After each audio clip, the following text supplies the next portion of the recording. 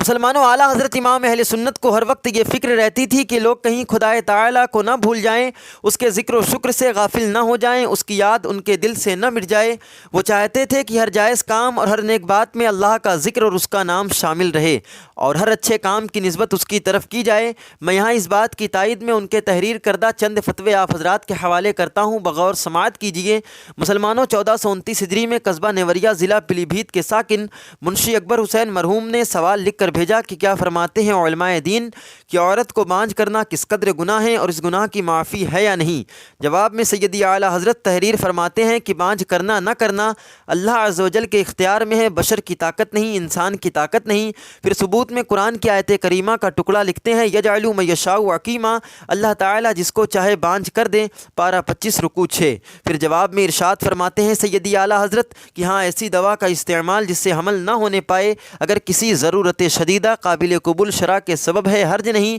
ورنہ سخت شنیع و معیوب ہے، شرعاً ایسا قصد ناجائز و حرام ہے۔ فتاوی رضویہ جلد 24 صفحہ 208۔ مسلمانوں، سائل نے یہ پوچھ لیا تھا کہ عورت کو بانجھ کرنا کس قدر گناہ ہے۔ امام احمد رضا کو یہ بات اچھی نہ لگی کہ بغیر خدائے تعالیٰ کے نام لیے کسی اور کی طرف بانجھ کرنے کی نسبت کر دی جائے، حالانکہ مجازی طور پر یعنی یہ عقیدہ رکھ کر کہ جو کوئی جس کسی کو جو بھی نفع یا نقصان پہنچاتا ہے وہ سب خدائے تعالیٰ کی دین ہے، اس کی توفیق و تائید اور قدرت و مشیت ہی سے ہوتا ہے۔ اس قسم کے کاموں کی نسبت غیر خدا کی طرف کر سکتے ہیں اور اس قسم کے جملے بولے جا سکتے ہیں، مثلاً ڈاکٹر نے مریض کو صحیح کر دیا، فلاں شخص نے فقیروں کو دے دے کر مالدار کر دیا، بارش نے کھیتی اور زمین کو ہرا بھرا کر دیا۔ یہ سب بولنا جائز ہے جبکہ یہ سمجھے کہ یہ سب خدائے تعالیٰ کی قدرت اور اس کی عطا سے ہے، لیکن جس کے دل و دماغ ہر وقت اللہ جل شانہ کے جلووں سے آباد ہیں، وہ ہمہ وقت اس کی یاد میں غرق رہتے ہیں۔ کائنات کی ہر شے میں ہر وقت انہیں وہ اور اس کی قدرت و حکمت نظر آتی ہے، ان کے درجے اور مرتبے ہی کچھ اور ہیں، انہیں اس وقت تک مزہ نہیں آتا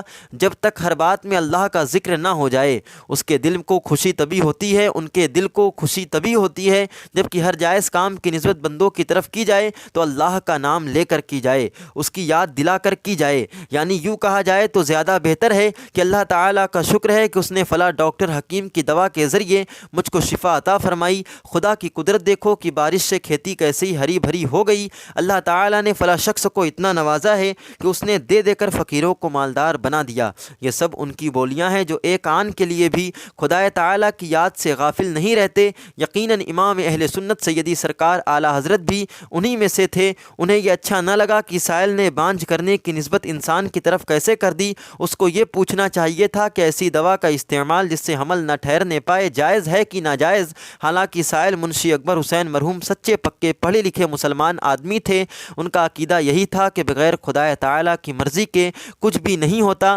اور یہی عقیدہ رکھ کر انہوں نے عورت کو بانجھ کرنے کی نسبت انسان کی طرف کر دی اور یہ پوچھ لیا کہ عورت کو بانجھ کرنا کس قدر گناہ ہے، یعنی جو انسان ایسا کرے وہ نہیں لگایا، گنہگار ہے۔ وہ جانتے تھے کہ مسلمان ہیں اور وہ سب کچھ اللہ ہی کی عطا سے مانتا ہے۔ انہیں خدائے تعالیٰ کی یاد دلائی اور پہلے یہ لکھا فرماتے ہیں کہ اللہ عز و جل کے ساتھ قلب یعنی دل کی محافظت اعظم فرائض سے ہے۔ الملفوظ حصہ اول صفحہ 60۔ یعنی ہر حال میں، ہر وقت، ہر بات میں، ہر کام میں اللہ کی یاد دل میں بسی رہنا چاہیے۔ مسلمانوں، یہ ہے اعلیٰ حضرت امام اہل سنت کی توحید پرستی، نہ کسی نبی کی گستاخی، نہ کسی اولیاء اللہ کی گستاخی، نہ کسی صحابی رسول کی گستاخی۔ توحید پرستی سب سے اعلیٰ طور پہ، اور توحید پرستی کی وجہ سے ہی تمام فرائض کو اعلیٰ حضرت انجام دیا کرتے تھے۔ یعنی اللہ رب العزت کی توحید کے ماننے کے بعد اللہ کا جو بھی حکم ہے سب کو مانتے تھے۔ وہابیوں دیوبندیوں کی طرح نہیں کہ توحید کی آڑ میں کبھی انبیاء کی گستاخی، کبھی اولیاء کی گستاخی، کبھی صحابہ کی گستاخی۔